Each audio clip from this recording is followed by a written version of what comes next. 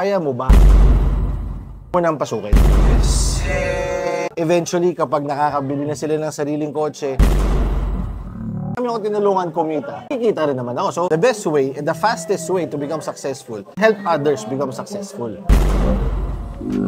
What's up mga brother? So ngayon, gandang opportunity na kasama natin si Miko, the Millennial Entrepreneur. Thank you, thank you. So mga brother, meron tayong mga question na itatanong sa kanya, which is, right now nakikita ko na makakatulong sa inyo ito ngayon, lalo na if you are into business, if you want to have a business na makakatulong sa paglago ng buhay mo at ng mindset mo. Anong message or advice mo sa mga tao na gustong pumasok sa gantong klaseng negosyo, which is real estate? Okay. Good question. Sa akin, actually, para hindi sa lahat, lahat ng klase ng business, ang KDK. Kailangan mo tandaan dyan is KDK. Una, kaya mo ba? Kahit ano reason yan, kaya mo bang gawin yung papasukin mo? Yun naman yung unang tanong dun eh. Pangalawa, kailangan mo isipin, dapat mo bang gawin? Malaman mo, dapat mo bang gawin yung papasukin ng business? Need ba siya? Kailangan. Kaya KDK, kailangan. Yung pangatlo, kailangan ba siya? Kailangan mo ba siya? Personal need mo ba siya? Kasi dun magsisimula yun. Dun mo madedevelop yung mindset. Kasi pagka hindi mo naman siya kailangan, wala kang gana, wala kang motivation. Hindi mo madidisiplina yung sarili mo. Wala kang pasensya pag nagfe-fail ka na. So, sa akin, ang lagi kong advice, it always starts with the mindset. Una, kailangan mo ba siya? Kaya mo ba siya? At saka dapat mo ba siyang gawin? Kung hindi yung sagot mo sa tatlo, or kahit isa lang dyan, hindi yung sagot mo, huwag mo nang pasukin. Kasi hindi ka magsasucceed. Magiging mediocre lang yung output mo. Hinahina lang, sayang lang oras mo. Maghanap ka na lang nung pwede mong paglaanan pa ng atensyon na tingin mo kailangan ng kayo mo, pamilya mo, personal development mo, mga tao sa paligid mo, mga mahal mo sa buhay. Yun yung hanapin mo. Kung magre-real estate business ka, kailangan prepared ka with your mindset. Sure ka, kaya mo siyang gawin at sure ka na may pangangailangan, may need ito sa personality mo. Okay. Ang ganda ng sinabi mo, brother, Speaking of mindset na sinabi mo kanina, what are the specific mindset na kailangan para magtagumpay or mag-level up ka sa ganitong klaseng business?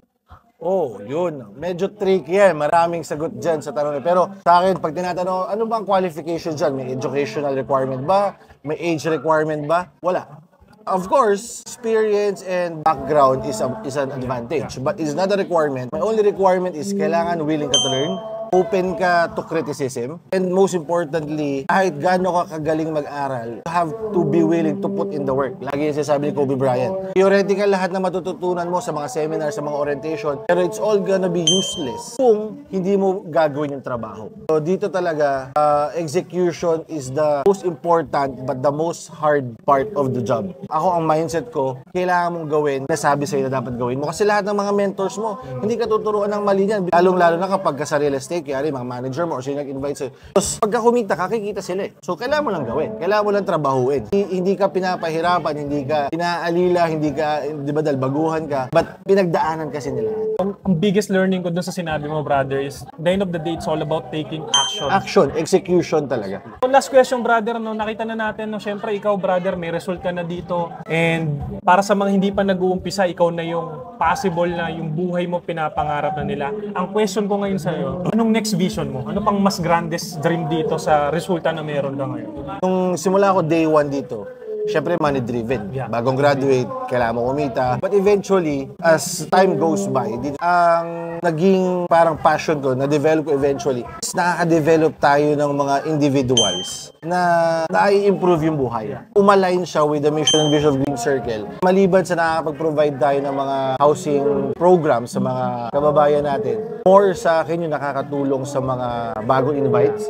Yung light up ng first sale nila na makabenta, yun yung kinikilig ako eh. Makabenta sila na una, pangalawa, ma-receive nila yung first commission nila. Eventually, kapag nakakabili na sila ng sariling kotse, sa akin, matagal ko na siyang mission. Pero ngayon talagang sa dami ng lumalaki opportunity inventory natin, parang ang dami mong gustong tulungan kasi alam ko at sure ako, marami pa tayo mga kababayan na gustong umunlad sa buhay. Ko alam kung para sa sarili nila, para sa pamilya nila, o kaya baka para sa mga magulang, o kaya para sa mga kaibigan. So yun yung gusto kong makita na one day makapag-post sila sa Facebook na, alam mo yung before and after. Yung before, ito lang ako, ito ngayon na ako, ito na ako ngayon. And nakatulong ako, and nakakontribute ako doon.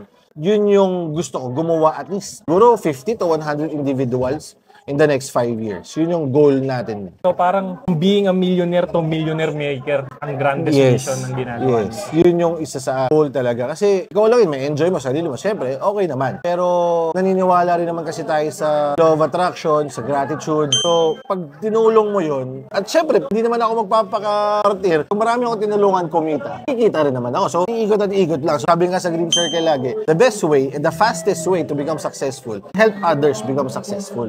So, tumulong ka ng isa, konting success. Kung tumulong ka ng 10, medyo okay na. Pero kung tumulong ka ng 100 na maging successful, bro, laki ng success na makukuha mo, di ba? Ang daming learnings ito mga brother. No? Kayo mga brother, if tingin mo kaya mong tumulong sa ibang tao na matulungan yung sarili nila into doing this kind of business, message us to know more para pag-usapan naman natin. So yun lang mga brother, Miko here, Lino here. See you again soon.